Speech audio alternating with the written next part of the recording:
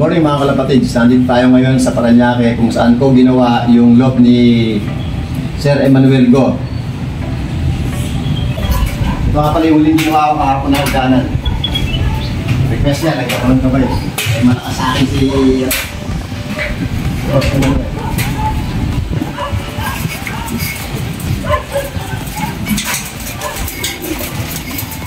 Ito dito nga pala tayo sa merong harapan ng loft niya. Dito nga pala nakalagay yung mga pang-norte niya.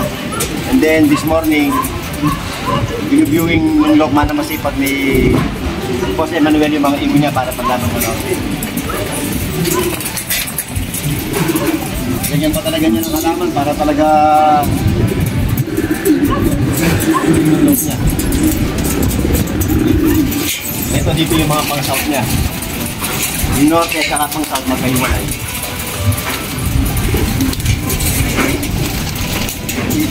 Yan, tapos dito naman yung kuha ng mga tubigan nila para pag maglilinis sa loob ng loob, hindi na pakaba yung loob sa baba. Mapapag ka rin talaga. Tara dito, silipin natin yung loob ng loob.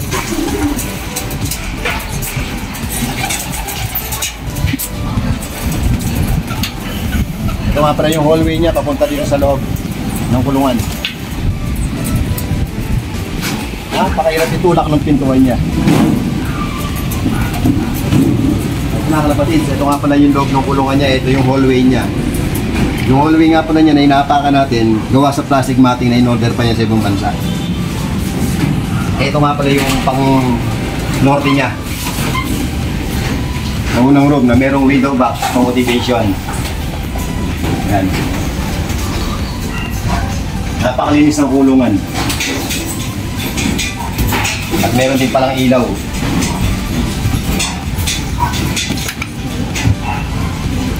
Ito nga pala yung mga lalagyan ng pagkain ni boss. Tsaka yung gitna niya pinalagyan sa akin ng ventilation na plastic matting para maganda yung ventilation ng naibon dito sa loob.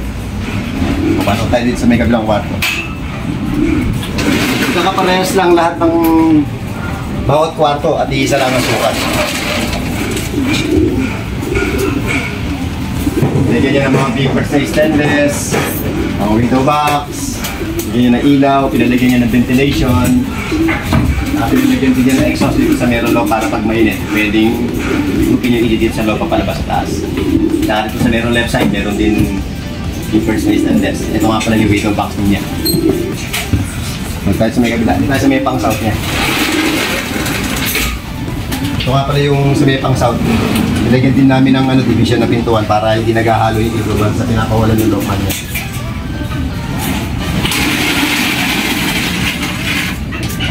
Ito pala yung mga pang south niya tsaka dito sa merong kabila. Aros magkakaparehas lang yung kwarto nung lock niya. Iisa lang din yung sukat, iisa lang din yung design. Iisa lang din yung tubigan, yung mga lalagyan ng grits, at saka lalagyan ng pagkain. Bali ito, pang tatlong kwarto. Ito pala yung pang-ata. Halos walang pinagkaiba.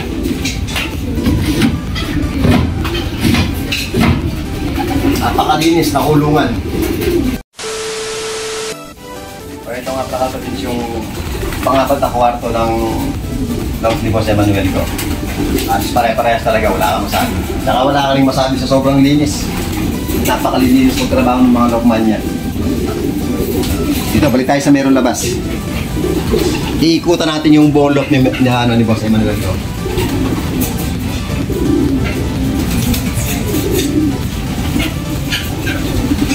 Ito nga pala yung niya, nilabasan ng ibon niya. Sliding at nakakrumig. Kaya pag gusto niya i-viewing yung kalapati niya, bubuksan natin ng lokman. Ito pala yung ginawa ko sa kanyang medicine cabinet. Nakachamba tayo ng gawa. Marunong pala akong gumawa, hindi ko alam. Request sa akin ni Boss Emmanuel yan. Ito tayo dito sa likuran ng loft niya. Ito, nagpalagay siya dito ng nawasa para hindi na mahirapan magpanigbaba yung kanyang lockman. Ito nga pala yung likod ng lock niya. nilagyan din niya rito na railings para daw hindi malaglag yung lockman niya. Tsaka siya pagka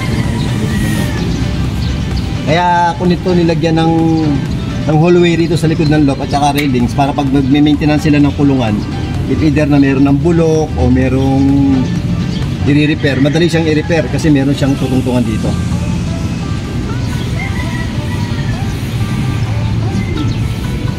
Pumunta naman tayo dito sa may waiting area niya. Ito nga pala yung side ng lock niya. Ito naman pala yung waiting area niya.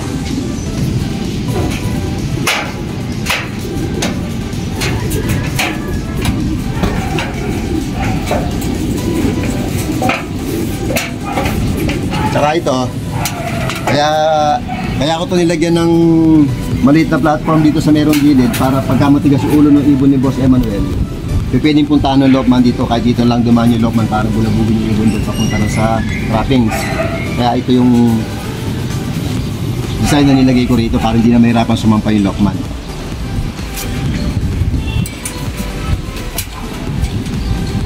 Dito tayo sa waiting area niya. Sliding pala yan.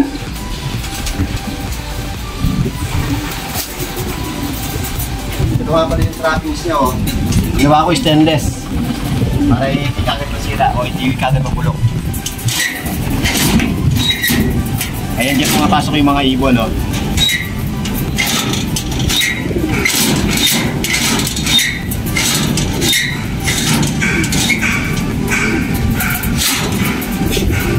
Ito, ang purpose naman itong isa na to, pagka mag-viewing sila ng mga ibon na hindi pa sanay, pagkapalaban ng norte, ito pwede nyo lang itulak ito pagka wala nang laban. Ngayon ito, pagka mag-try sila ng ibon ng mga hindi pa marunong ng mga YB, ginawa ko sila isang box na ganito para dito i-viewing sa ibabaw para matuto silang pumasok sa trappings. Ang gagawin lang ng lockman, sa buhatin, itutulak na lang. Nakakagaan lang itulak. Yan. Kahit doon sa pang south, pwede rin gamitin na pang-viewing ito para madaling turuan pumasok sa trappings yung ibon.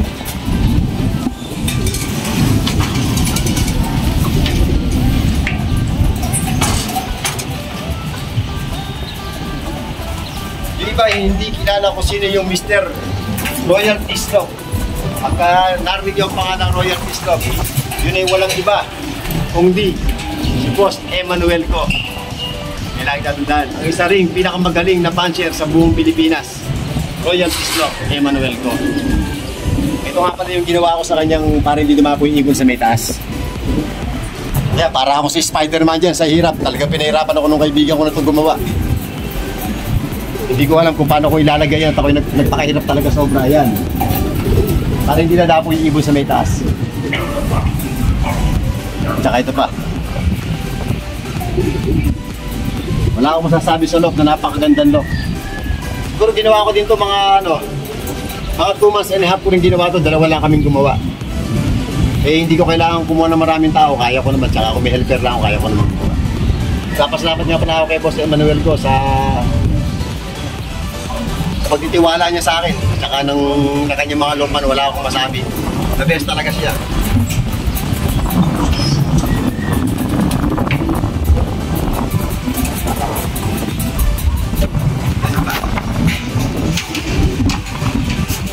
Nilagyan ko rin dito siya ng hallway na maliit dito sa may gilid.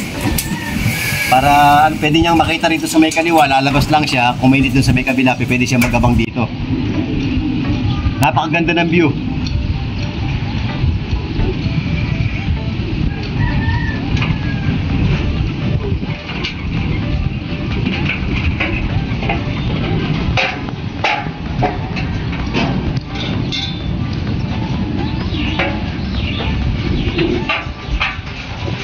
Lock ni Boss Emmanuel ko na to, nilagyan ko siya ng hallway na paikot sa buong lock niya, sa harap, sa side by side.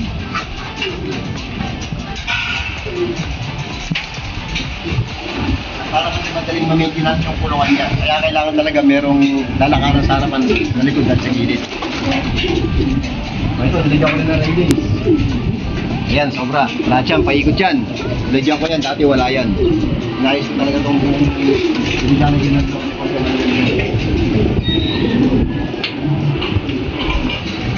Hagdanan na to, ilalagay niya to para sa loob man. Para kung pupunta roon sa merong taas, hindi na siya pupunta roon sa merong waiting area, dito lang dadaan. So, mas madali. Tapos hihilahin yung trappings.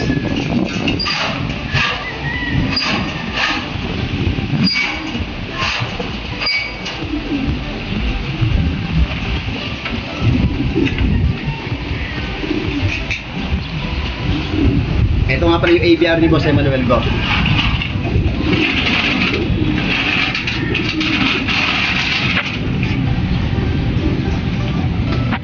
Ito yung second door.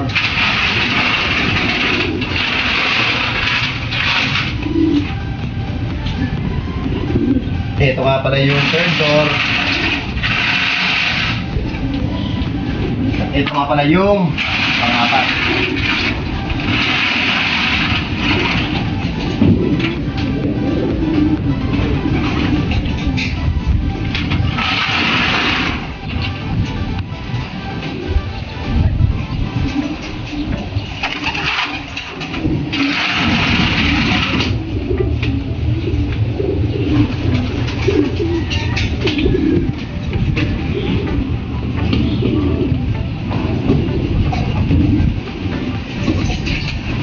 Ito talagang nilagyan pa niya ng halaman yan. Talagang ang gusto niya, siya lang ang mayroong pinakamagandang kulungan dito sa Pilipinas. Ayan, yung ginasusan ni Mr. Royalty Slope Emmanuel Go.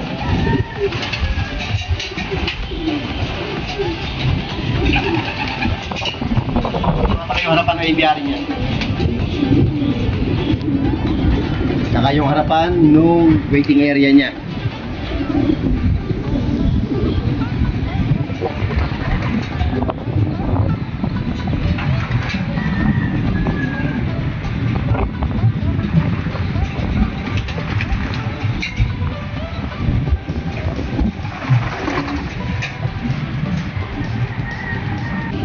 O, shoutout nga pala sa mga kalapatid, sa kay Joseph Garcia, kay Jomar Pangilinan, kay RJ Goson, kay Boss Paulo Malbar, kay Totoy Diego, at Kevin Diego. O, paano mga kalapatid? Hanggang sa muli. At meron pa akong isusunod na iba-vlog dito. Isang taga Valenzuela, at saka taga Angeles, at saka isang taga Lubao pa. Abangan ninyo yung mga next vlog ko pa. Maraming salamat ulit. At sa mga gusto magpagawa sa akin, i-PM lang ako. Huwag kayong mahihiya. Dahil mura lang ako maningil, hindi ako mahal maningil. Maraming salamat. Ito nga pala si Mark Aguiluz ng Kalupit, Bulacan.